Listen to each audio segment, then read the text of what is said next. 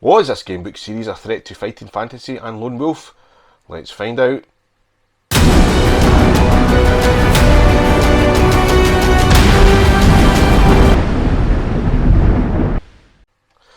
Welcome back everyone to Gamebook Collector. The year is 1984 and Bantam Books released Rebel Spy.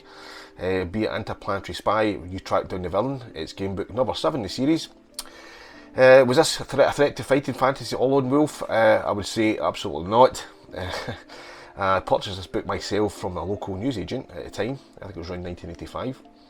The front cover, you can see there's a type of fly alien shooting a laser out at the hero character who's deflecting it with a shield or mirror, and on the left hand side you can see a type of scorpion lizard thing with its tongue lashing out at the hero.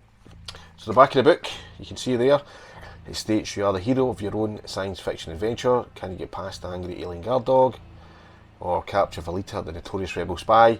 You make the decisions. And this book cost me at the time 95p. As you can see, the book is very thin. There's a side-on picture of the book there. This game book I have not played since 1985, and I could not tell you much about it right now till I look inside, so I haven't really opened this game book up since many years ago.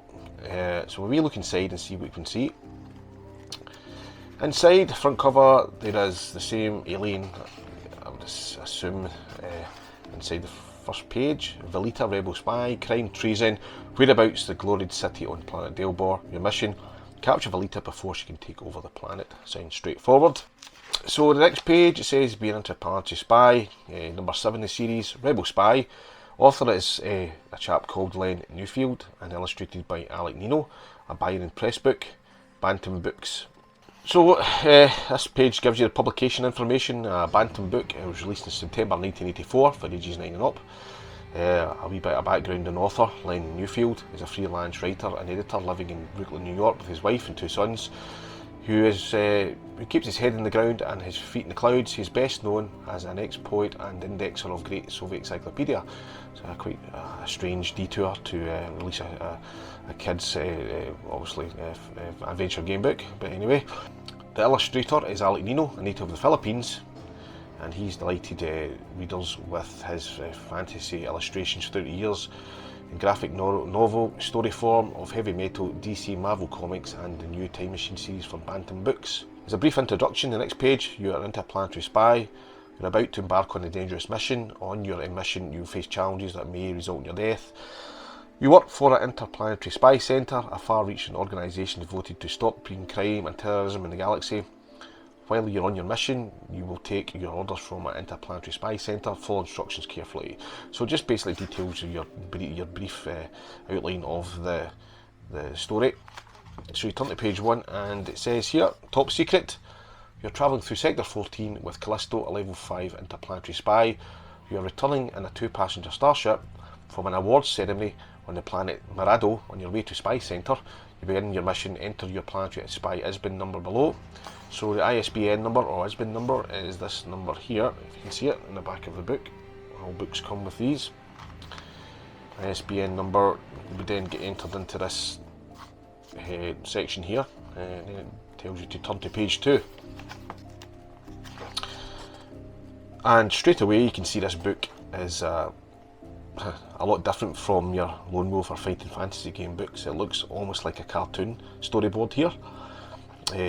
Not quite graphic novel standard, but as you can see here, it's like very short, brief paragraphs with graphic scenes illustrated above them.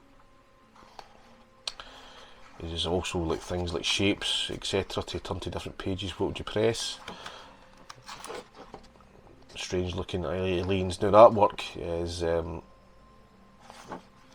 there's nothing to write home about. Yeah, it's very basic artwork. And saying that, in some of the fighting fantasy game books, there's some of the artwork is questionable, but as you can see here, this is very basic stuff. I remember vaguely, as I said before, I haven't played this book since 1985, don't really remember too much about it, but I remember it being very different from your normal fighting fantasy game books. Very very basic, very quick to finish. Not in depth at all, not advanced, certainly not advanced. So I'm flicking through the rest of the book here. It has in total, I don't give the ending away, 120 pages you can play through it.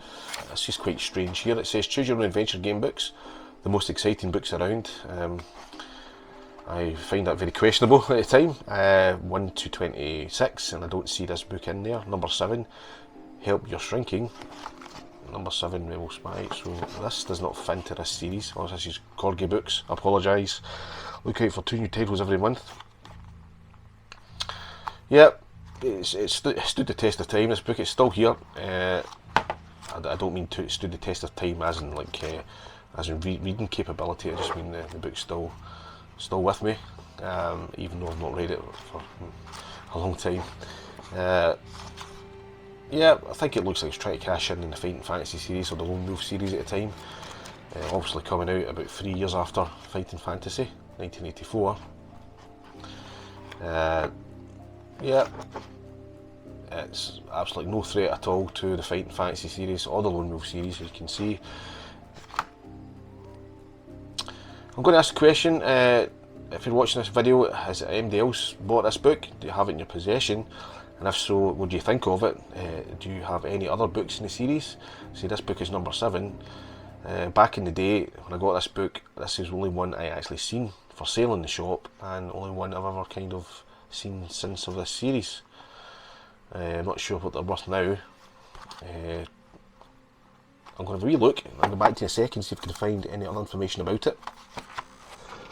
So the quick wee look on eBay here, and this book I see the cheapest one is going for around £6, and it's from Australia.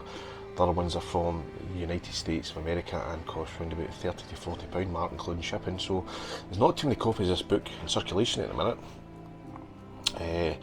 As I said, it's of its time. It's not up to the same standard as Fighting Fantasy on all the Lone Wolf series. That's what it is. Rebel Spy. Just one other wee note of interest here. The cover art was by Steve Fassner and cover design by Alec J. Logo and series design by Mark Hempel. So you have it, 1984, Bantam Books, Rebel Spy. Not a challenge to Fighting Fantasy, but for a quick read, it was quite enjoyable. More of a comic driven type adventure game book. But yeah, if you've got this in your collection, what do you think of it? Let me know in the comments below. Well, thanks for watching this episode of Gamebook Collector, and I'll see you again in the next episode. Thanks for watching.